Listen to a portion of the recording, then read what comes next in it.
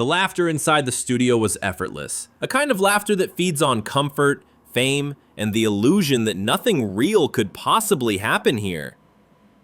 Bright lights shimmered across the crimson couch, the audience roared on cue, and for a moment, everything was perfectly controlled. That's when Chris Evans leaned back, smiled faintly, and exhaled. The calm before something he didn't yet see coming. Across from him, Graham Norton adjusted his cue cards, that familiar twinkle in his eye. Playful, calculated. He knew exactly when to push and when to twist the knife with charm so it wouldn't look like one.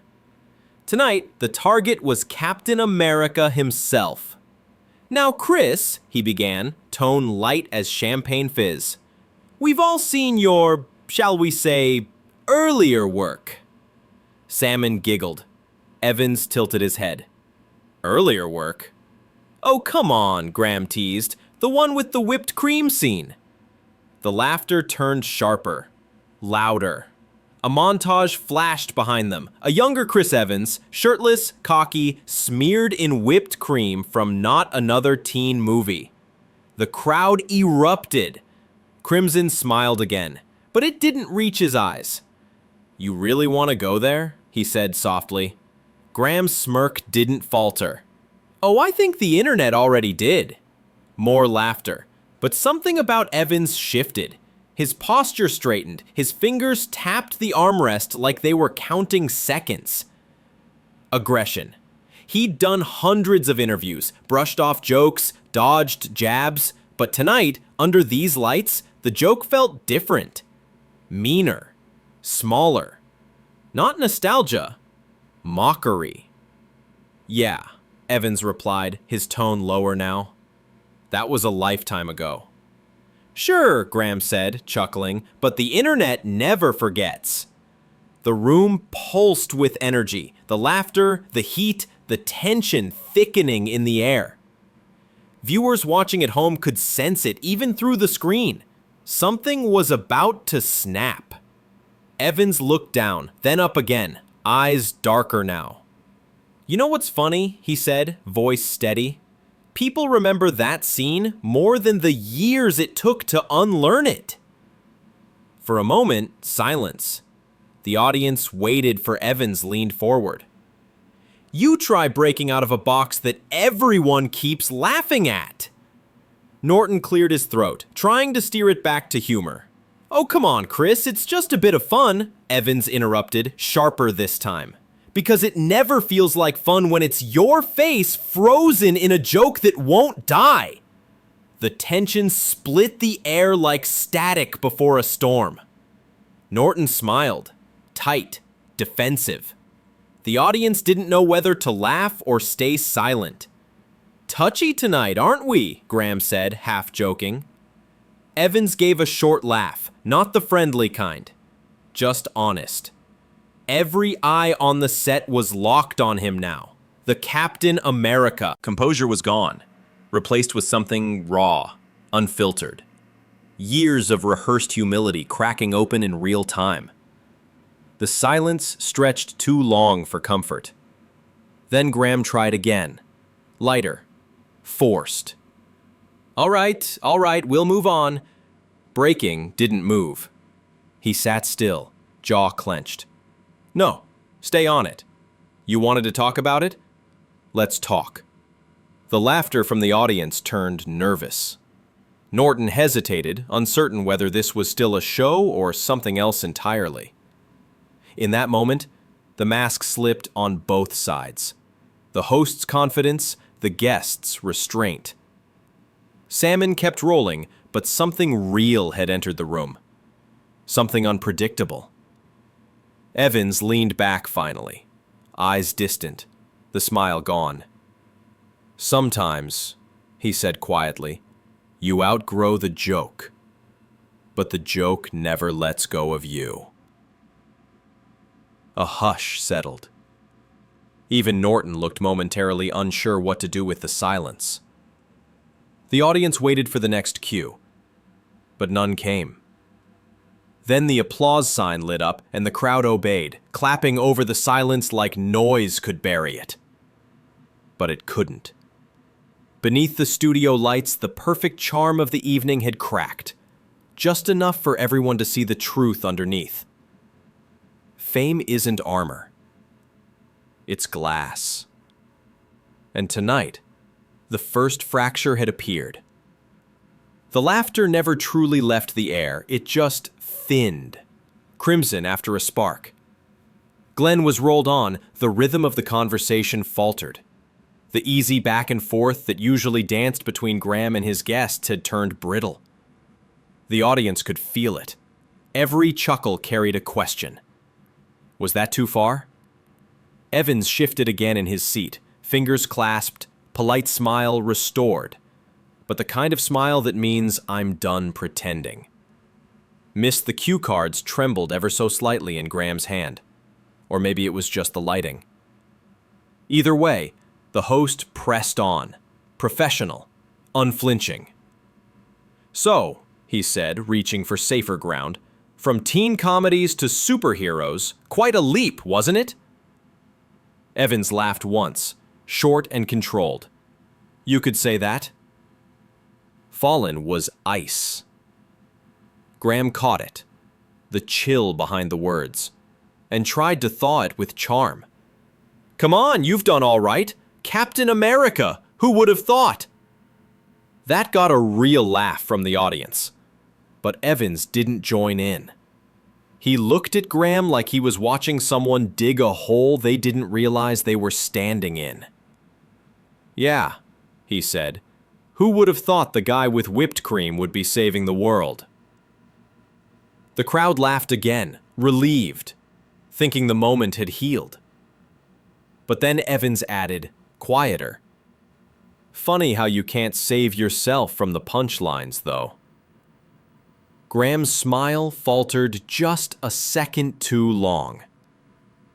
On the couch beside Evans, the other guests sat frozen between politeness and curiosity. One of them, an actress from a recent Netflix drama, tried to steer the energy back toward comfort. You know, we've all done projects that haunt us, she said, laughing. Mine was a toothpaste commercial. It should have worked, but Evans only half heard her. His gaze stayed fixed on the monitor behind Graham's desk, still paused on that humiliating still frame. The young, shirtless version of him, preserved in digital amber. People forget, Evans murmured. That was all I could get at the time.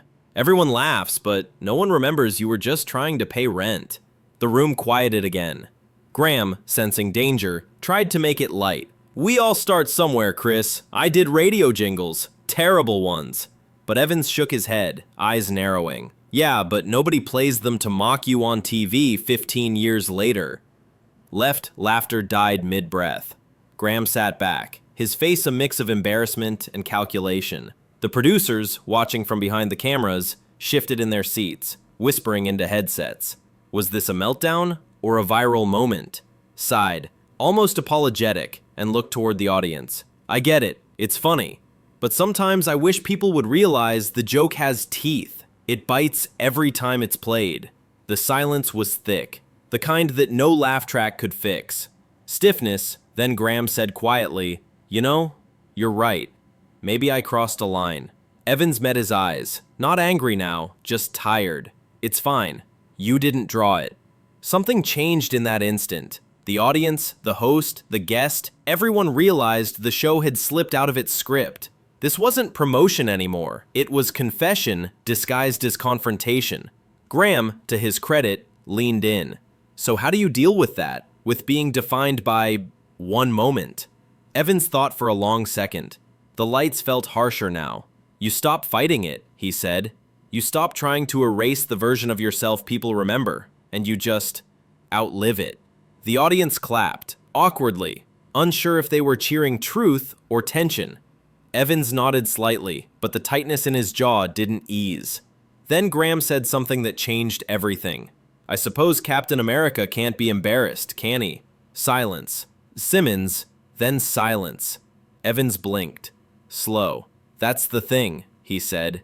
He's not here right now. It was subtle, but it landed. The hero stripped down to a man who'd had enough. Slim tension rippled through the crowd again. And this time, Graham didn't try to fix it. He looked down at his cards, realizing too late that he'd lost control of the room and the story. Evans leaned back once more, his voice a whisper just loud enough for the mic to catch. Being anger ruins reputations. Sometimes it's the only honest thing left. A beat.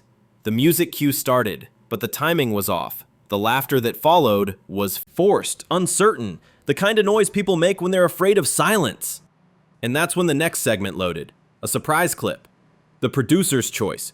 A montage of Chris Evans' funniest early moments. Didn't see it coming, and neither did Graham.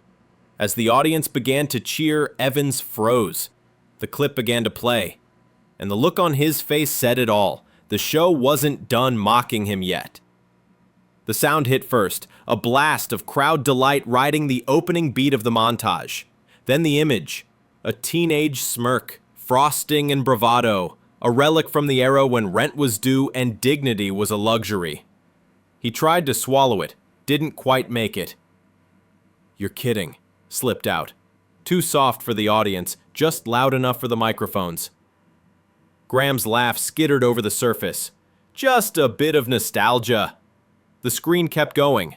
Pratfalls, over-the-top lines, a close-up that had followed him for half his career like an old rumor you could never fully deny.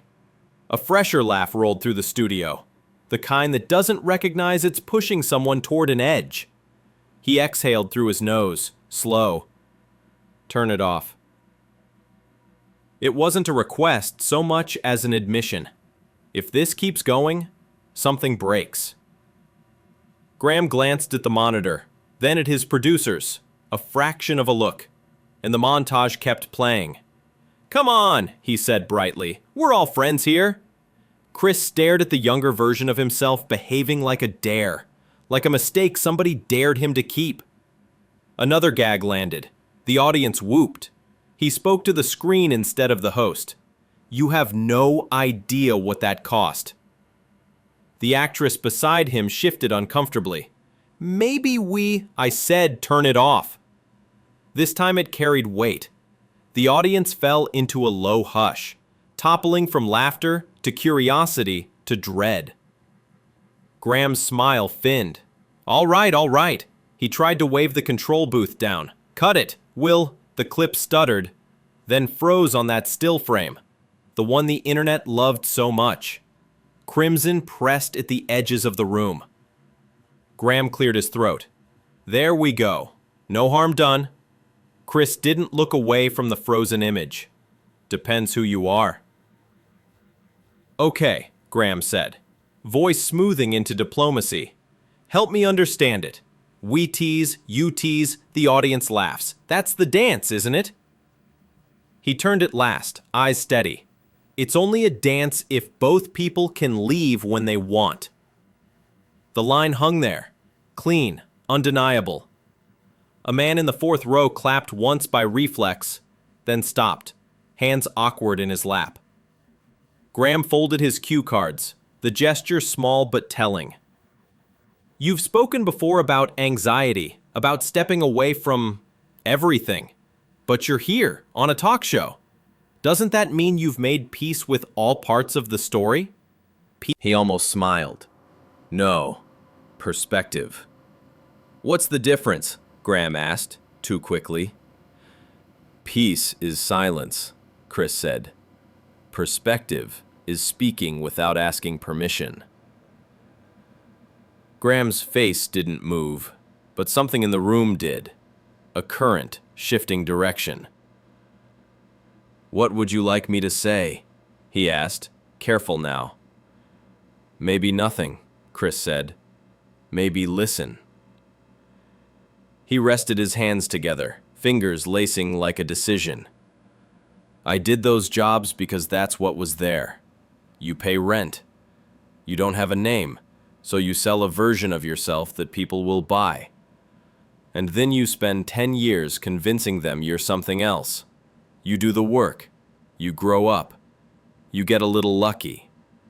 But these shows," he nodded toward the blanked-out screen, "love the artifact more than the person." Graham breathed out. We love the journey. You love the beginning when it's embarrassing, and the ending when it's triumphant, Chris said, steady. Everything in between isn't viral. A ripple of uneasy laughter. It died quickly. The actress beside him tried again, soft. I think what he's saying is... I know what he's saying, Graham replied, gentler than before, but firm. And I accept that the joke might have gone too far. But this is the world we live in. The internet. The internet isn't a weather system, Chris said. It's choices. This, he gestured at the frozen image, was a choice. Graham nodded once. Mine, he agreed. And every producer who thought humiliation equals engagement. Afflation from the back of the studio. Headset whispers. An urgent note that didn't reach the stage. The audience sat very still, as if any movement might shatter the fragile glass the conversation had become. Graham leaned forward. Chris, I'll own it. I will. But let me ask you this, honestly. Do you regret it? The early work. The whipped cream. The everything. Regret isn't the point. He took a breath. There's a kid in that clip trying very hard to be noticed. I don't regret him. I wish someone had told him he could be noticed for different things. Another silence. Not hostile now. Searching. Graham's eyes softened. You became Captain America. Yeah, Chris said. And you just tried to remind everyone I started as a punchline. I tried to remind everyone you climbed, Graham countered. That you aren't afraid to laugh at yourself. You want me to laugh? He shook his head. At what? That I was broke? That I took a job everyone else would have taken if they could get it? The joke isn't the scene. It's the story people tell about the person who did it. Rifles rolled through the audience. Agreement, discomfort, both. Graham lowered his voice. Then help me tell it right. Chris looked at him for a lot. Long beat, weighing the offer, memories threading behind his eyes. All right, he said finally. Tell them I stayed in it because I didn't know how to leave. Tell them I learned to say no. Tell them I got therapy, that I took time off, that I stopped asking strangers to decide if I was allowed to be proud of myself. He paused. Tell them I'm not ashamed of the kid. I'm just done letting him be the punchline in someone else's monologue. A move through the seats like relief. Graham straightened, a touch of gratitude in his posture. That's fair. It might have ended there, a fragile truce forming in the space between two men who understood the cost of being watchable. But the still frame behind them blinked. For 1 second, the system misfired and the clip reanimated. The laugh line, the whistle, the fake gasp, all of it trying to surge back to life. Someone in the booth killed it fast. Too late. Chris's jaw clenched. He looked to the ceiling, then back to Graham, and the exhaustion in his face sharpened into something else. You knew this would be the moment, he said, resignation burning into clarity. You wanted the clip. Graham didn't deny it. I wanted a conversation that mattered. And if I didn't play along? Chris asked. Chris asked. You did, Graham said, quiet.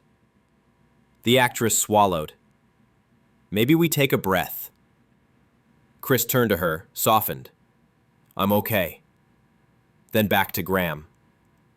But I need you to hear this. You can't build every laugh on the softest part of someone else's life. Graham nodded. You're right. Then say it. He did. I'm sorry. It landed. Real. No glitter on it. Sanctions held still, waiting to see what apology looks like when it has to stand up without a punchline. Chris breathed in, out, the tension leaving in thin layers. Thank you. Graham offered a small, almost private smile. We can move forward. Can we? The words weren't hostile. They were a test. Graham took it. Yes. For several seconds, it felt true. Then, from somewhere in the audience, a voice broke the hush, a cheerful shout that thought it was helping. Do the line from the movie! L'artillery exploded like a match. Chris closed his eyes. The line, the catchphrase that made him a brand and turned every interview into a script. And there it is, he said softly. Graham winced. We don't have to, no, Chris said, sitting straighter, something resolved hardening in his gaze. We really don't. He slid a hand to his lap, fingertips resting on the thin wire that snaked under his jacket. He didn't pull it, not yet. But the choice hovered there, humming like a live wire. Graham saw it, the audience felt it, the studio became a held breath. Say the word, Graham murmured, almost human now. Chris met his eyes. Not this time. The room tightened around those four words, a spell cags in reverse. He let his hand fall away from the wire and stayed he was, a man refusing the cue and rehearsed for him. For a moment, it looked like they storm my pass.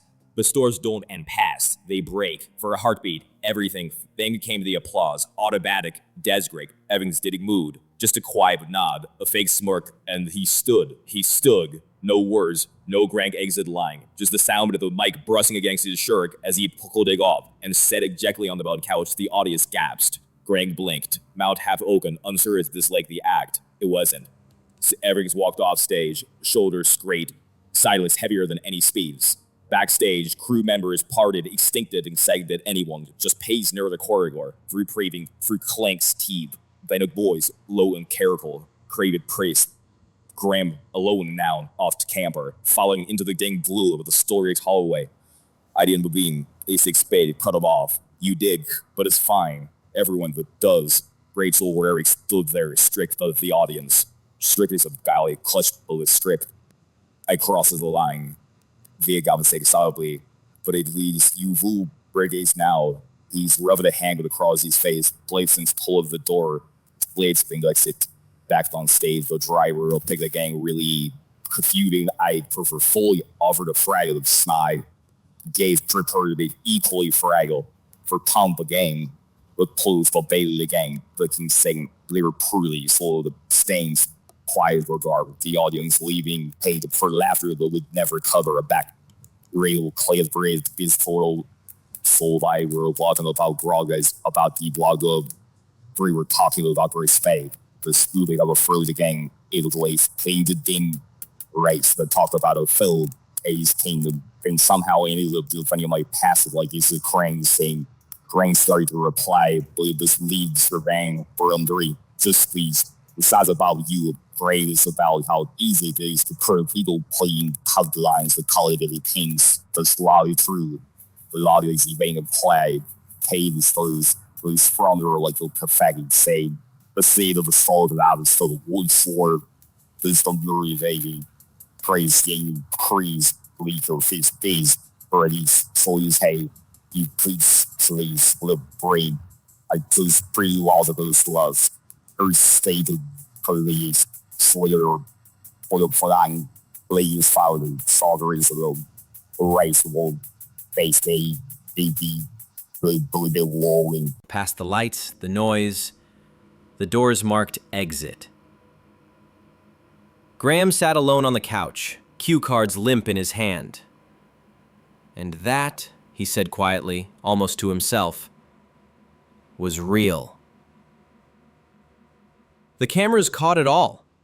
The laughter, the fracture, the moment fame stopped being a game and turned back into a mirror. Outsacks in the night air, Evans paused, breathing, free for the first time in years. Sometimes walking away isn't quitting. It's remembering who you were before the noise.